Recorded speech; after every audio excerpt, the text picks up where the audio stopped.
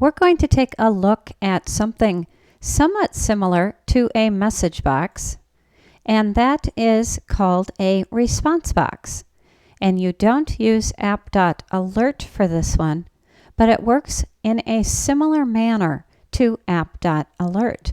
But the response box allows you to request information from the user within that box.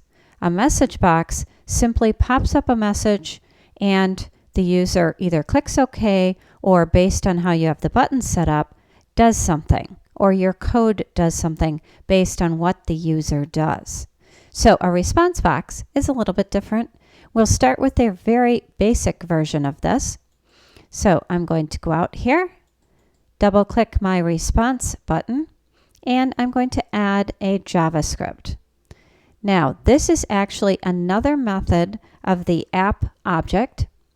So in order to work with it, I'm going to kind of lead into this exercise. So we're going to put this into a variable called favColor. And we're going to choose app.response. So we did app.alert for a message box. App.response triggers it just a little bit different. And what we're going to say is, what is your favorite color? Now, I do need the double quotes inside here. So we'll start with a very basic response box. I'll click OK, close, and let's go over to the hand and select the response box. And you can see what happens. This one is quite a bit different from a message box. You can actually ask the user for a response. In other words, they need to type something in. You also have the buttons available within this area. So we just created a very basic default looking response box. Now these response boxes and message boxes come in very handy within your form as the user moves around between the form fields. Also, within the submit button, you can start doing a variety of things using these two types of boxes and setting up code to do things based on the button the user chose. And in a response box, you can also do different things based on what they write in the box itself. So let's move forward with this and customize it just a little bit more. We can also add a title to this one. And that's very similar to the message box piece. So we can add over here, I'll put a comma, C title, and I'm going to say favorite color. Then I'm going to put another comma and add the C label.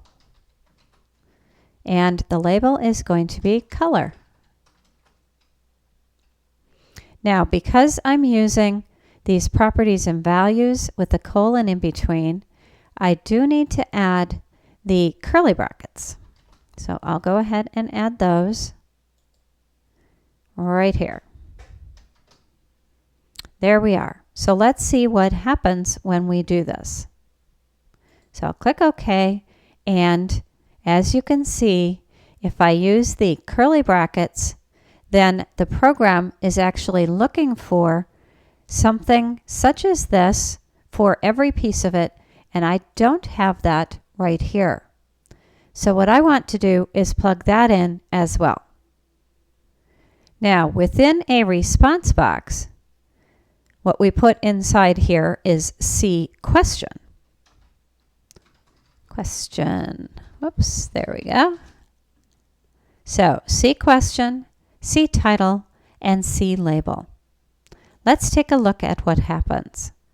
Now notice this didn't really disappear quite yet, but I'm going to click the OK, and you can see it went away then. So once in a while, once you have an error in the JavaScript, it does take a second to refresh. So if that doesn't go away and you know your code is correct, just click OK. It'll let you know if there's a problem. I'll move over to the hand, and there's my response box. Now I have the OK and cancel. I have what is your favorite color on one line, and notice my little open area for them to fill in has a little message or a little word in front of it, kind of prompting me to know what goes inside of there. And here is my title for C title. Now there is one other thing you can add in here that once in a while comes in handy. You can type in some default information in here.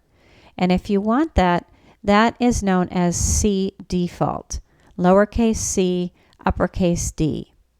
So within my response box here, what I would do within the JavaScript is just add one more. So I'd add a comma and do a C default, and then I could plug in whatever I wanted.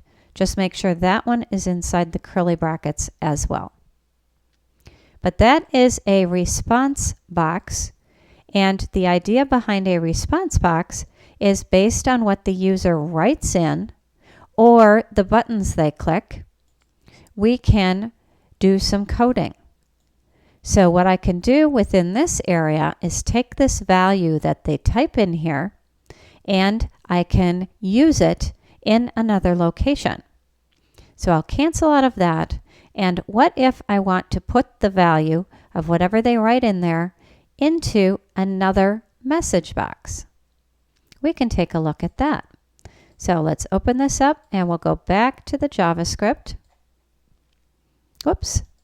Go back to the JavaScript by clicking Edit. There we go. And what I did was I set this up to go inside a variable. So now, following this statement, I can do app.alert. And inside the alert, I can pop up fav color. Now that would just pop up the color and not really give any additional information. So it might be handy to put that into a sentence. So I'm going to say your favorite color is, and make sure you put a space after the S in is, and we're going to do something called concatenating. What we have is a variable on the one side, and we have text or a string type over here. So what this is going to do is put the two together. So let's check that out. Now the sequence of running these is important. So, whoops, let's go over to the hand here. We'll do this, and I'll say my favorite color is pink. When I click OK, notice an alert pops up with that information. Now I could clearly customize this with a title, a different icon. I could plug in different buttons, just like I can do with any other message box. But that is a sequence of events that I can trigger, so the response box information can actually be moved out into other pieces of JavaScript code. Because I put it into a variable, in order to use it in another location within your form, you just use the variable name. And in this instance, I just popped up an alert with that information, but I could certainly write additional code beyond that to use this variable, and it is the favorite color of the user in any way I want within the form. And that comes in handy when you're starting to work with the values that a user put into a form field. And you can capture those and run your coding based on those as a variable, very similar to this concept. But that is a response box within JavaScript in Acrobat. And app.response is the command to create a response box, allows the user to type something into the box that pops up. App.alert just gives them a message inside the box that pops up. So those are two methods, two different ones, of the app object, the object right in front of the dot. So these are two methods of the application object within Acrobat.